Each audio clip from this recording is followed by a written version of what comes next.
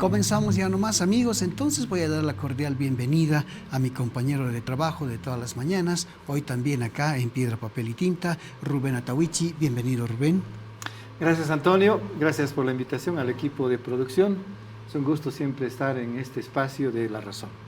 ¿Por qué está Rubén acá? Les voy a contar al otro lado del Zoom. Ya estamos conectados también con Paolo Abrao, ¿sí? Él es exdirector ejecutivo de la Comisión Interamericana de Derechos Humanos, CIDH. Le voy a pedir a Rubén que nos explique por qué estamos en contacto con Paolo. Rubén. Sí, hay que mencionar que hace unos días La Razón publicó una noticia en calidad de primicia sobre el fallo del Tribunal Administrativo de la Organización de Estados Americanos en relación a una demanda de parte de Paolo Abrao por una serie de acusaciones, difamaciones por parte del secretario general de la Organización de Estados Americanos, el uruguayo Luis Almagro, con las cuales argumentó la no continuidad en las funciones como secretario ejecutivo de Paolo Abrao. Entonces, el señor Almagro hizo daño moral, daño profesional, daño personal. Eso ha determinado el Tribunal Administrativo de la OEA y además ha sancionado a la Secretaría General de la OEA con una indemnización y también la posibilidad de que le dé a Abrao el derecho a la reclamación, a la restitución y también el derecho a la réplica que seguramente la va a hacer Paolo Abrao. Paolo Abrao, ustedes amigos conocen, él estuvo en Bolivia en 2019. Él fue quien encargó las tareas iniciales de la investigación del caso Sacaba y Sencata, cuyo resultado fue esta conclusión de que entonces ocurrieron masacres. Y a raíz de ese informe, obviamente, han continuado las investigaciones. La misma CIDH ha complementado su informe, la Defensoría del Pueblo ha hecho un informe sobre la base de ese documento y el grupo interdisciplinario de expertos independientes ha concluido también en base a ese informe muchos de los hechos de 2019. Esa es la trascendencia de Paolo Abrao y consiguientemente, como Almagro lo ha vetado para ejercer otro tiempo más el cargo de secretario ejecutivo de la Comisión Interamericana de Derechos Humanos, lo ha hecho con base a difamaciones. Ese más o menos el Gracias, Rubén. Gracias, Rubén. Vamos a preguntarle entonces a Paolo. Paolo, primero te damos la cordial bienvenida, como siempre acá en La Razón, con los brazos abiertos. ¿Qué tal? Buenos días. Muy buenos días, muchas gracias por la invitación. Para mí es un gran gusto compartir este espacio con ustedes. Paulo, ¿cómo ha recibido el fallo del Tribunal de la OEA? Bueno, yo lo recibo como una expresión de una reparación sobre un conjunto de violaciones a mi reputación, que ha afectado un conjunto de acciones directas de parte del secretario general de la OEA y de la ombudsperson Neida Pérez, de la misma organización, que me ha dañado personalmente, moralmente, profesionalmente, y de manera que en su momento yo denuncié cada uno de estos actos como atentatorios que violaban las normas internas de la organización y que tampoco eran verdad, y ingresé con una acción según un principio institucional de activar las instancias formales de la propia organización para que se pudiera efectivamente revisar estos temas y determinar dónde estaba la verdad. Y en estos términos, el Tribunal Administrativo de la OEA en su sentencia 168, que salió el último 21 de octubre, acaba de declarar que el secretario general de la organización, Luis Almagro, la ombudsperson de la organización, Neida Pérez, violaron las normas internas de la organización y ordenó que yo debo ser indenizado con un pago equivalente a 12 meses de salarios, ¿no? Ese tribunal también determinó que la Secretaría General me entregue una certificación oficial de que a la fecha de la terminación de mi contrato no existía ninguna investigación o sanción o hallazgo formal contra mí, en mi contra, que yo tengo derecho de respuesta a ser publicado en los mismos canales que el secretario general utilizó para dañar mi reputación yo voy a ser la primera persona en la historia de la OEA que podrá publicar un comunicado dentro de los canales oficiales de la OEA. Isso também em razão de que o tribunal reconheceu que quando eu busquei sostener a aplicação do artigo 14 da Convenção Americana de Direitos Humanos para todas as pessoas, incluso os próprios funcionários da organização, e por último ordenou então que também me paguem meus gastos legais e todos os custos processais que eu tive para o exercício de meus direitos. Rubén, si quieres hacer Sí, alguna Paulo, consulta. obviamente nosotros entendemos que los argumentos expuestos entonces por Luis Almagro tenían el fin de impedir de que usted pueda ejercer un nuevo mandato en la Secretaría Ejecutiva de la Comisión Interamericana de Derechos Humanos. Ahora se confirma con el fallo del Tribunal Administrativo del 21 de octubre esa intención. ¿Qué criterio tiene al respecto?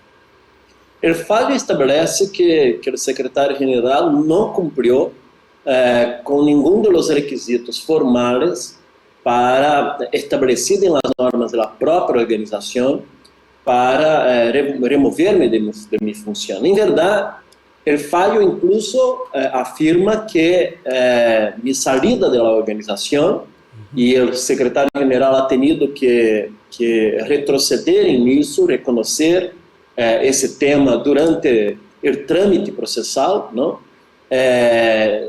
De que efetivamente minha saída da organização se devió única e exclusivamente por motivos do fim do prazo de meu contrato de término fijo. O sea, essa é uma decisão muito importante em meu favor, porque em seu momento a Secretaria-Geral havia circulado de que minha saída havia sido por outros motivos, não? Para mim é uma vitória muito significativa porque limpia a meu nome. Agora, por que o secretário-geral? Quais são os motivos e as razões por as quais o secretário-geral resolveu tomar essa decisão de não cumprir devidamente com sua obrigação legal e contratual de participar em um processo de consulta sério, oportuno e de boa fé com a Comissão Interamericana, que foi o que determinou e constatou o Tribunal Administrativo, e que ele incluso não seguiu as próprias recomendações da Secretaria de Assuntos Jurídicos, que ele havia apresentado na nota técnica sobre como proceder para cumprir com essa obrigação, e ele desviou destas recomendações, ou seja, com uma grave violação das normas internas da OEA. As razões por as quais a máxima autoridade no organismo multilateral tão relevante, que deveria ser tão relevante para nossa região, resolveu cometer estas arbitrariedades, apesar de ter em suas mãos uma orientação de sua área técnica jurídica distinta, só se pode explicar a partir de critérios que sejam exteriores ao funcionamento da própria comissão ou exteriores ao cumprimento das próprias normas da organização. E, de hecho, toda a gente lo sabe muito bem que, a las vísperas dessa decisão do secretário-geral, havia passado um conjunto de manifestações e de situações em distintos países de nossa região, com protestas sociais ao fines de 2019 em Chile, em Colômbia, em Equador, em Haiti, e também todo o que ha passado em termos de ruptura, de alteração da ordem constitucional em Bolívia, que também empurrou a comissão a ingressar em Bolívia para revisar essas graves violações dos direitos humanos, acumularam uma série de insatisfação dos governos destes países, às vísperas da reeleição do secretário-geral, que estava em discussão, porque havia postulações de outras pessoas e toda uma tensão ao redor desse tema, e, por lo tanto, há que buscar nestes elementos históricos uma explicação que pueda caracterizar-se como que pueda ser considerada minimamente aceitável para explicar como uma autoridade desta natureza e um órgão tão importante pode tomar tantas medidas violando as normas internas de sua própria organização, tal qual o Tribunal Administrativo lo ha sentenciado. Então, sabemos que o ponto culminante de todo esse processo foi exatamente a situação de Bolívia, quando a Comissão Interamericana ingressa ao país, revisa de maneira metodologicamente rigorosa e equitativa, segundo os mesmos critérios técnicos que havia revisado as situações de utilização do uso da força desproporcionada de parte das autoridades estatais em contra sua cidadania que estava exercendo seu direito a manifestar-se, que já a comissão já o havia denunciado em Nicarágua, em Venezuela, e em seguida, então, também denunciou em Chile, também denunciou em Colômbia, também denunciou em Equador, também denunciou em Haiti, também denunciou em Bolívia.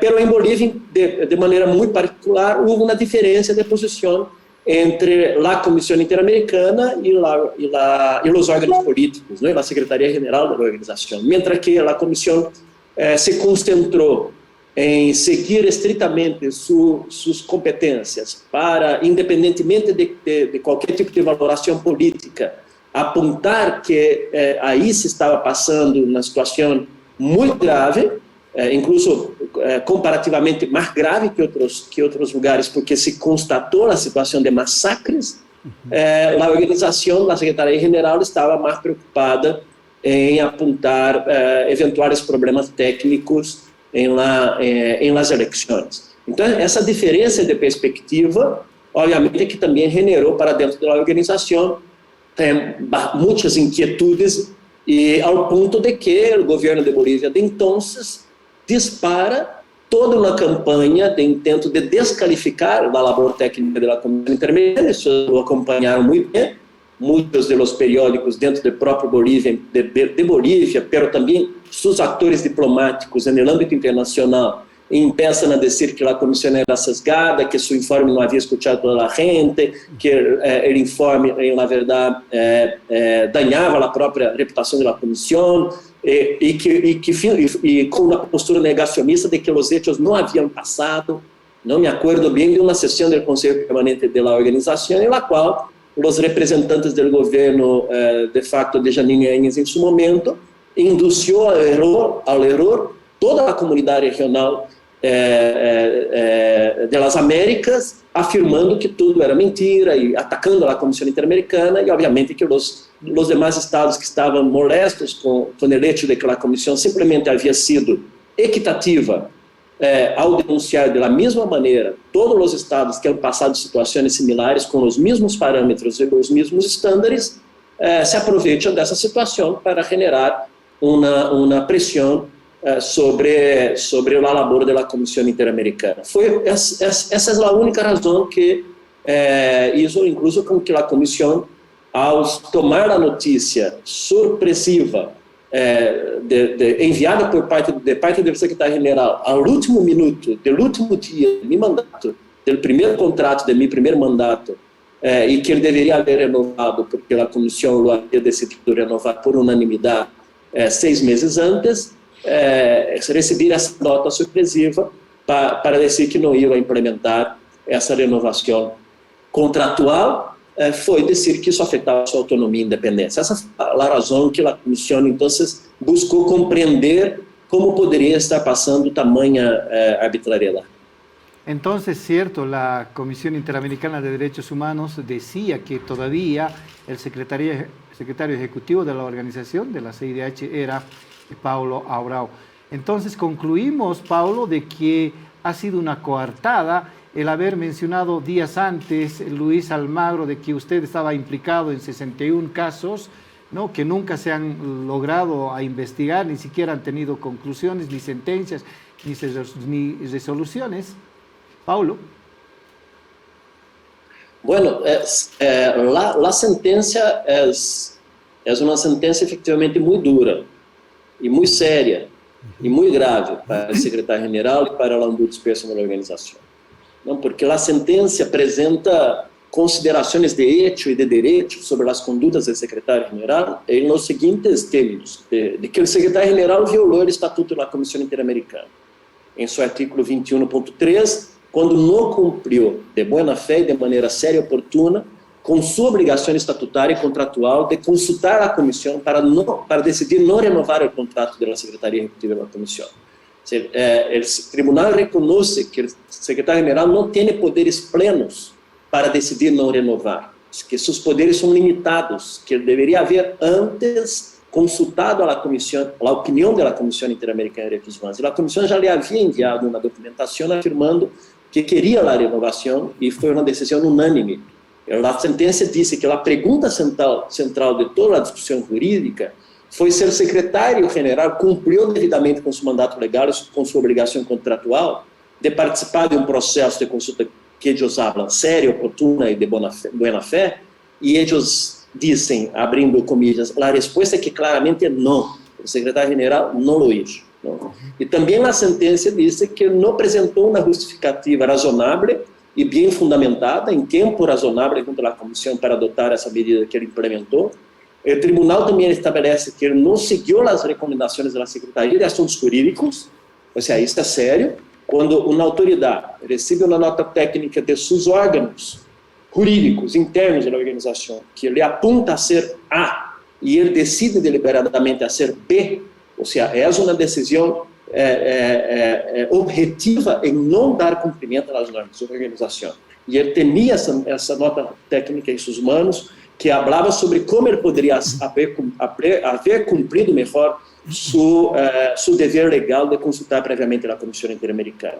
E mais, a sentença disse que ele não procedeu com esse processo de consulta obrigatório antes da expiração do contrato, e que ele deveria haver-lo hecho, porque essa é a norma da organização, e que isso, então, constituiu uma violação aos términos normativos previstos no Estatuto da Comissão em matéria de designação do secretário executivo. Então, houve aí, sim, uma violação às normas da Comissão. Ou seja, aqui, quem foi afetado foi a Comissão Interamericana de Direitos Humanos, que cumpriu rigorosamente suas etapas para dar cumprimento aos dispositivos de seu estatuto, pero de parte do secretário-general ele não lo hizo. E que a falta do secretário-general de participar nesse processo de consulta significativo, tal qual impõe as normas internas, isso culminou com a denegação de meu renomeamento, ao último momento, no último momento. E disse o tribunal que isso viciou, consequentemente, o processo normativo que regula a seleção do secretário executivo da comissão. Então, é algo que... E aí, depois, o tribunal faz uma série de avaliações sobre como todo o contexto desta confrontação entre dois órgãos principais da OEA ha resultado sem dúvida alguma prejudicial para minha persona, me ocasionando um trato injusto, que isso vulnerou meu direito às garantias de devido processo, que inclui incluso também o direito à presunção de inocência e direito à defesa, e que isso, portanto, atentou contra meus direitos.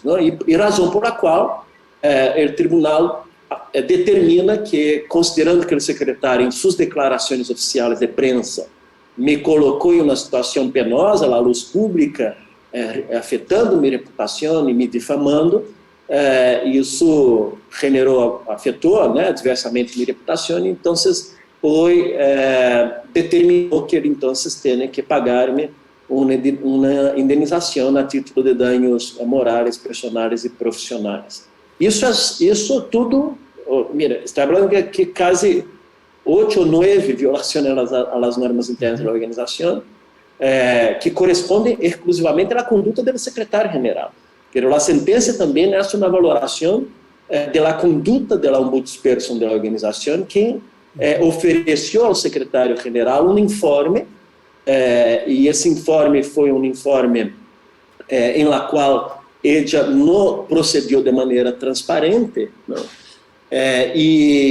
Bueno, esse é um capítulo à parte, porque talvez é uma das partes mais escandalosas que a sentença aclara em respeito ao funcionamento das instâncias de mediação e de solução de conflitos dentro da organização. A sentença do tribunal evaluou as condutas do ombudsperson aqui como contrárias à Associação Internacional de Ombudsperson, como sospechosa, como desconcertante, perigosa, juridicamente questionável, inconsistente com seu dever de um rol neutral e imparcial, califica como contraditória, como acção misteriosa, lamentável, dramática, com falta de transparência. Ou seja, são umas terminologias assim muito fortes, não que revela aí um padrão de conduta que, com toda a sinceridade, deveria haver algum tipo de consequência sobre isso. Perfecto, Paulo. Te vamos a agradecer mucho la gentileza que has tenido otra vez con La Razón, esta vez con nuestro programa Piedra, Papel y Tinta. Rubén, si queremos hacer la despedida, por favor. Una última consideración, Paulo. El comité de personal acaba de solicitarle o de llamarle la atención al secretario general Luis Almagro en torno al caso 168 que corresponde a Paulo Abrao y otros hechos. ¿Qué criterio tiene de esto? Bueno, es que la sentencia trae una perspectiva y una valoración que dice que es muy dura en lo respecto al decir que es muy inquietante, y eso dice la sentencia, ¿no? Es muy inquietante imaginar futuras recurrencias, sequência de eventos legalmente questionáveis, né? E que isso pueda evolucionar hacia uma prática aceptada, normalizada dentro da organização. Uma arbitrariedade dessa natureza pode ser considerado algo normal, que pode passar e que não tem consequências, não? E o tribunal disse que o que ocorreu em minha situação, com respeito à confiança do secretário em la determinação de hechos informais e não corroborada como base para não renovar meu contrato, que havia sido produzido por ombudsperson, né? Que isso deveria ser rechaçado por el tribunal. E essa é a palavra utilizada por el tribunal, né? Apontando que, de lo contrário, de outra forma, todos os membros do personal vão estar constantemente em risco de que suas garantias de devido processo se venham comprometidas e seu emprego se arriesgue, né, ou seja terminado precipitadamente, abre comillas, sobre a base de meras denúncias em situações recopiladas pelo ombudsperson. Essas são as palavras do tribunal. Eu creio que, em meu caso, abre muito importante precedente dentro da organização, não? De alguma maneira, o que estamos também falando e o que me ha motivado a ingressar e questionar essas decisões sempre ha sido a ideia de que isso não se repita para nadie mais, porque não é admissível que qualquer pessoa em sua dignidade seja suscetível a esse tipo de arbitrariedade. Então, eu compreendo que essa é uma decisão que fortalece o sistema de direitos dos funcionários da OEA, não buscando precisar e sentar precedentes que dão sustentação às suas garantias fundamentais. Incluso, meu caso, abre um precedente muito interessante de que a OEA tem que incluir, os funcionários da organização estão protegidos por a Convenção Americana de Direitos Humanos também, não? Quando reconhece a aplicação do artigo 14 da Convenção sobre o direito de resposta. Então, eu creio que essa é a inquietude que, de alguma maneira, os funcionários devem estar expressando para querer saber como foi possível tal nível de instrumentalização, de manipulação irregular do funcionamento desses mecanismos e que vão nascer para evitar a repetição e quais são as consequências e responsabilidades individuais que podem derivar dessa importante sentença. Perfecto, Paolo. Así, ahora sí te vamos a agradecer mucho la gentileza que has tenido con nosotros y será pues hasta una próxima oportunidad. Abrazo. Muchas gracias.